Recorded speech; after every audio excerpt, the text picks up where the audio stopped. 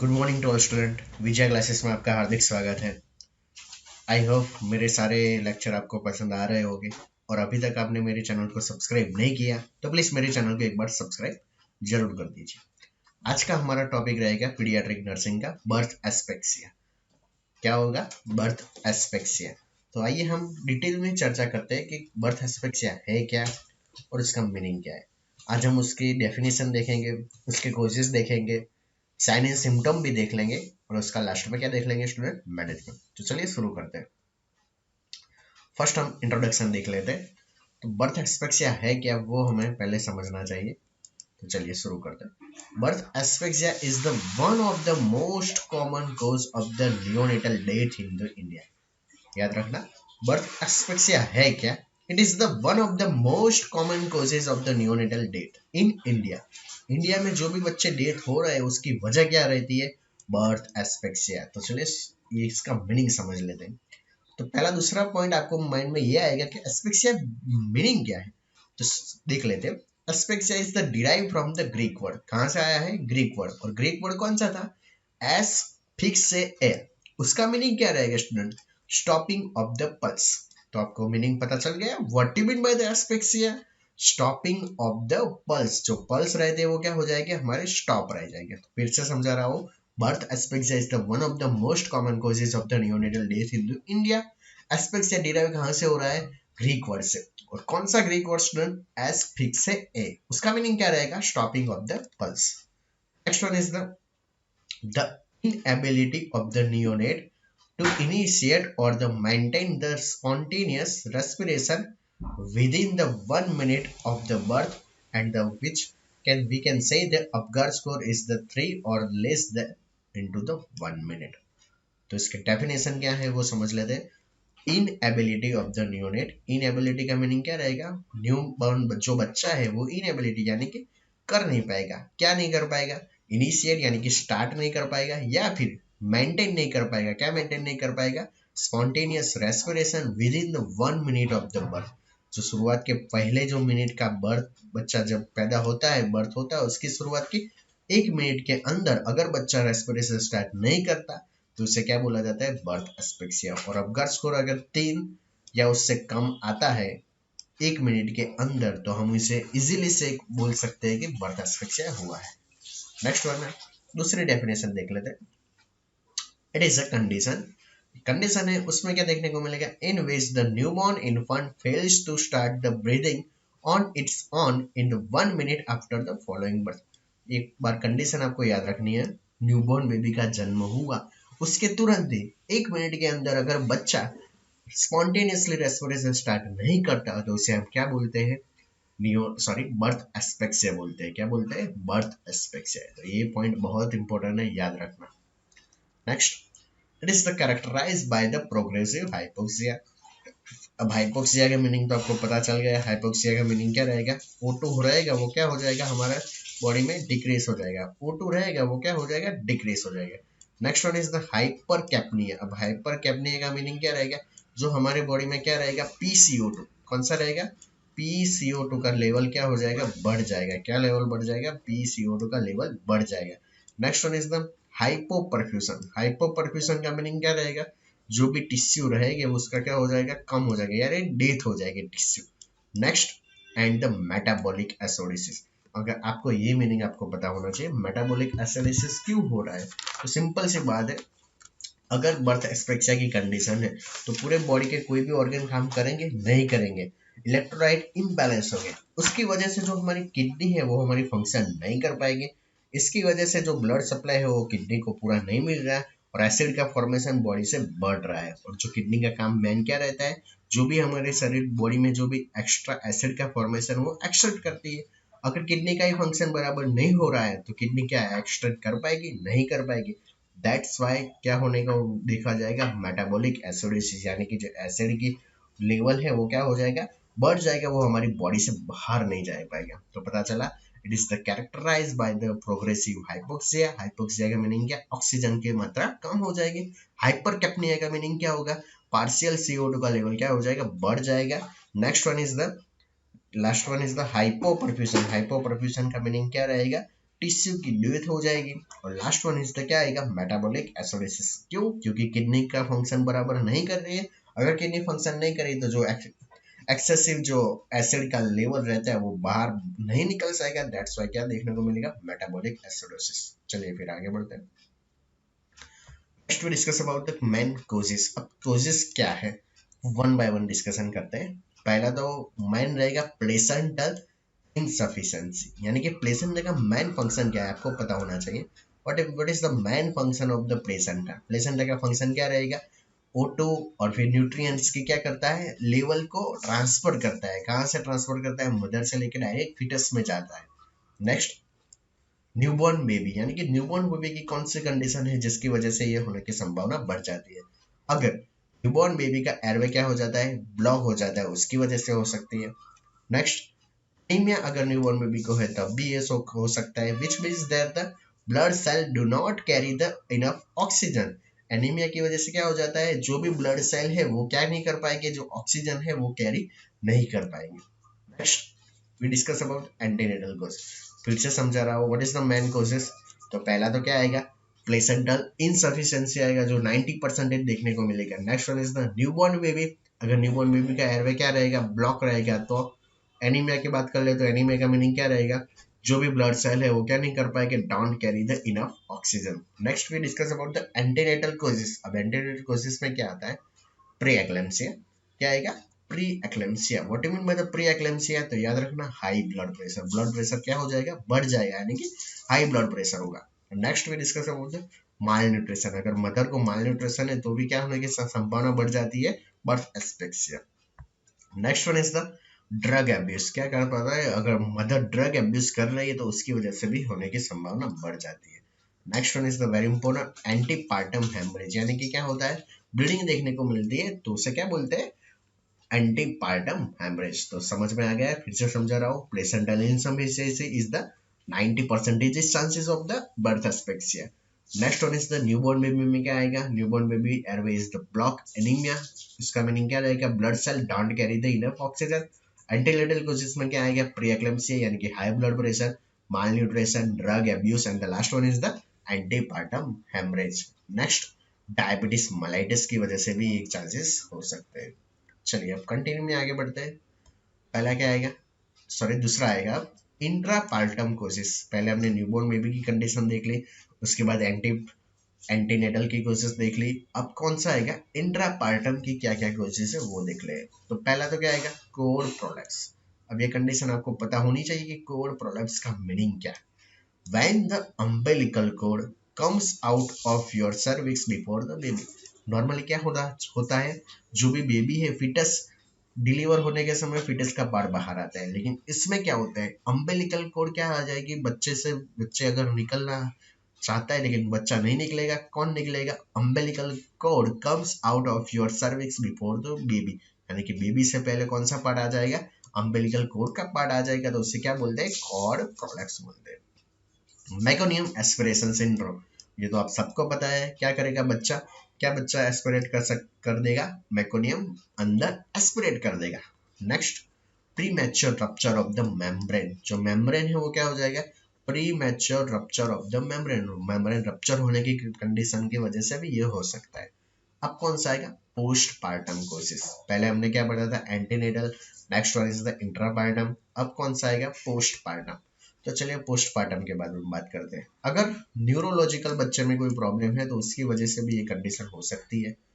अगर पल्मोनरी कोई प्रॉब्लम है तो उसकी वजह से, या फिर कार्डियक प्रॉब्लम की वजह से भी ये कंडीशन देखने को मिल सकती है। Preterm baby, very important. अगर बेबी प्रीटर्म है तो उसकी वजह से भी क्या होने की संभावना रहेगी, बर्थ एस्पेक्सिया। क्योंकि लंग सर्फेक्टेंट है प्रीटर्म बेबी में, वो मैच्योर नहीं होते, जिसकी वजह से क्या हो सकता है, लंग्स ही मैच्योर नहीं होंगे तो ऑक्सीजन की सप्लाई क्या हो जाएगा, कम हो जाएगा। दैट्स वाई बर्थ एस्पेक्सिया होने के चांसेस बढ़ जाएंगे। चलिए फिर असेसमेंट के बारे में बात कर लेते हैं।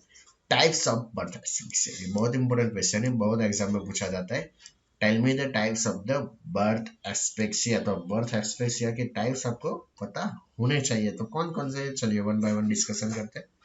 पहला आएगा एस्पेक्सिया लिविडा। कौन सा आएगा, एस्पेक्सिया लिविडा। एस्पेक्सिया लिविडा कैसी कंडीशन है, इट्स अ माइनर कंडीशन। कैसी कंडीशन रहेगी, इट्स अ माइनर कंडीशन। तो उसमें क्या देखने को मिलेगा वो देख लेते हैं।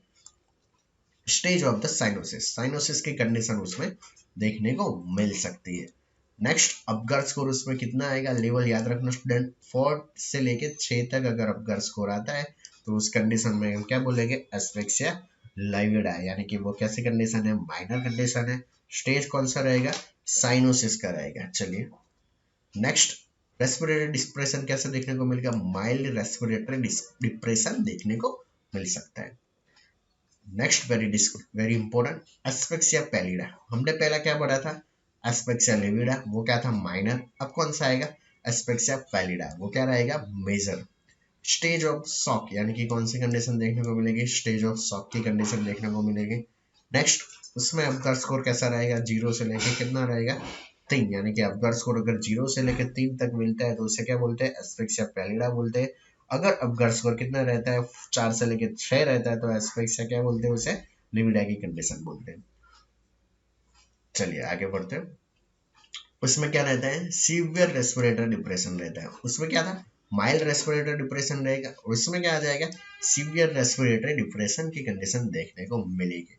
नेक्स्ट, वीक पल्स देखने को मिलेगा, पेल स्किन देखने को मिलेगी, absence of the reflex along with the difficulty into the breathing, यानी कि क्या देखने को मिलेगा, वीक पल्स रहेगा, पेल स्किन रहेगी, एब्सेंस ऑफ द रिफ्लेक्सेस रहेगी along with the difficulty into the breathing.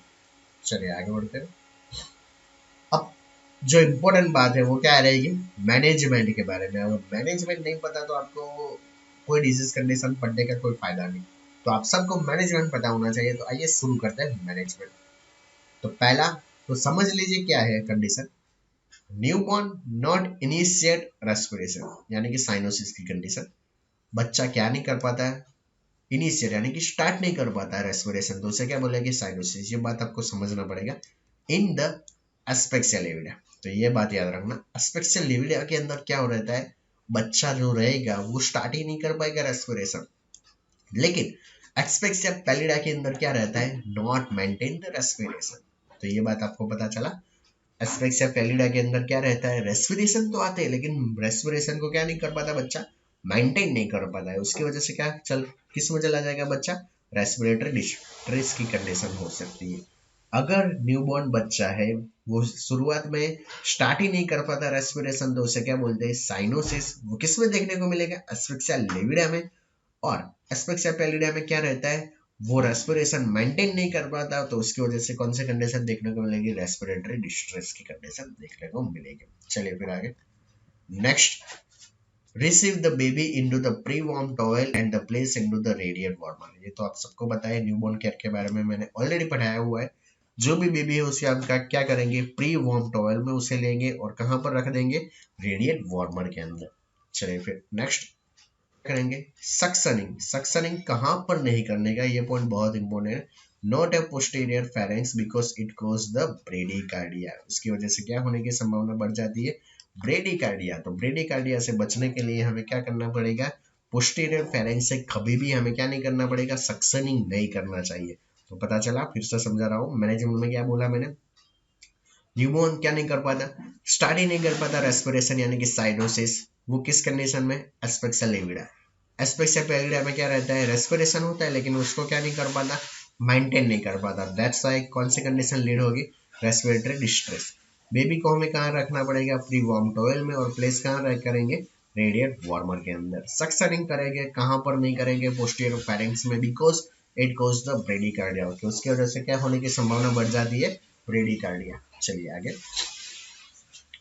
Provide क्या करेंगे हम, स्टिमुलेशन। ये आपको पता ही होगा, न्यूबॉर्न बेबी अगर बच्चे को करना पड़ेगा स्टिमुलेशन तो कैसे करने पड़ेंगे, तो provide the stimulation by the sole flicking, और क्या करेंगे, बैक रबिंग। सॉल जो पाँव का जो सॉल रहता है उसमें हम क्या करेंगे, फ्लेकिंग करेंगे, या फिर क्या कर देंगे, बैक रबिंग करेंगे।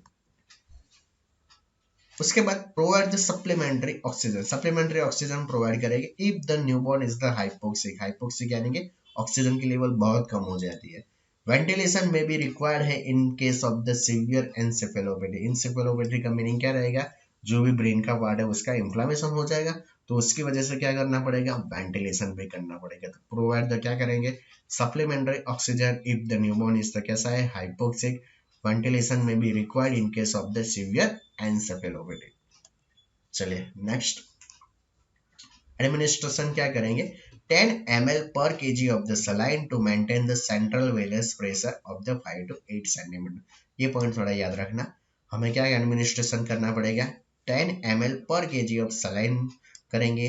क्यों, उसकी वजह से क्या होगा, जो भी हमारा सीवीपी है वो मेंटेन रखना पड़ेगा, कितना, 5 से लेके 8 सेंटीमीटर। नेक्स्ट, अगर if there is a no response, अभी कोई भी रिस्पॉन्स नहीं मिल रहा है, किसकी वजह से, हमें सलाइन इन्फ्यूजन कर दिया फिर भी, और CVP is the more then 8 centimetre, मैंने अभी बताया सीवीपी का प्रेशर हमें कितना रखना चाहिए, 5 से 8। लेकिन अगर कोई कंडीशन में हमने सलाइन को इन्फ्यूज किया फिर भी कोई रिस्पॉन्स नहीं आ रहा, या फिर सीवीपी कितना देखने को मिल रहा है, 8 से ज्यादा देखने को मिलेगा, तो उसका सॉल्यूशन क्या रहेगा, आइनोट्रॉप करेंगे। क्या करेंगे, आइनोट्रॉप करेंगे। आइनोट्रॉप सपोर्ट देंगे, शुड बी गिवन। क्या देंगे, आइनोट्रॉप सपोर्ट शुड बी गिवन। और आइनोट्रॉप का मीनिंग क्या रहेगा, one type of the medicine that the change the force of your heart contraction, जो भी हमारा हृदय रहता है, हार्ट रहता है, उसके कॉन्ट्रैक्शन को क्या कर देगा, ये चेंज कर देगा, तो उसको क्या बोलते हैं, आइनोट्रॉप मेडिसिन। तो समझ लेते एक बार फिर से, एडमिनिस्ट्रेशन क्या करेंगे, 10 ml पर केजी ऑफ सलाइन करेंगे, उसकी वजह से क्या रहेगा, सीवीपी हमारा मेंटेन रहेगा, कितना रहना चाहिए, 5 से लेके 8 सेंटीमीटर। लेकिन सलाइन का इन्फ्यूजन करने के बाद भी कुछ रिस्पॉन्स नहीं है, सीवीपी कितना बढ़ रहा है, 8 से ज्यादा रह रहा है, तो हमें क्या करना पड़ेगा, आइनोट्रॉप देना पड़ेगा। उसकी वजह से क्या होता है, जो भी फोर्स रहेगा हार्ट के कॉन्ट्रैक्शन का, वो क्या हो जाएगा, चेंज रह जाएगा, तो उसकी वजह से हमें मेंटेन हो जाएगा। चलिए फिर आगे बढ़ते हैं। नेक्स्ट, अगर adequate urine output and the gut यानी कि abdominal motility is the established, then oral feeding can be start। अगर यूरिन आउटपुट कंप्लीट है और जो हमारी डाइजेस्टिव सिस्टम की मोटिलिटी भी कंप्लीट है, तो हमें क्या देना चाहिए, ओरल फीडिंग स्टार्ट कर देना चाहिए। Next one is the express the breast milk can be given through the nasogastric tube. अगर एक्सप्रेस ब्रेस्ट मिल्क दे रहे हैं तो वो कैसे देंगे, थ्रू द नाइजोगैस्ट्रिक ट्यूब यानी कि एनजी ट्यूब से हम दे सकते हैं। नेक्स्ट, सम बेबी, कुछ बेबी में क्या देखने को मिलेगा, experience seizure as a result of the birth asphyxia, as a complication क्या देखने को मिलेगा, सीजर देखने को मिलेगा। तो उसकी वजह से सो इमीडिएट क्या करना पड़ेगा, control the anti conversion drug 20 mg पर kg IV is given as a loading dose।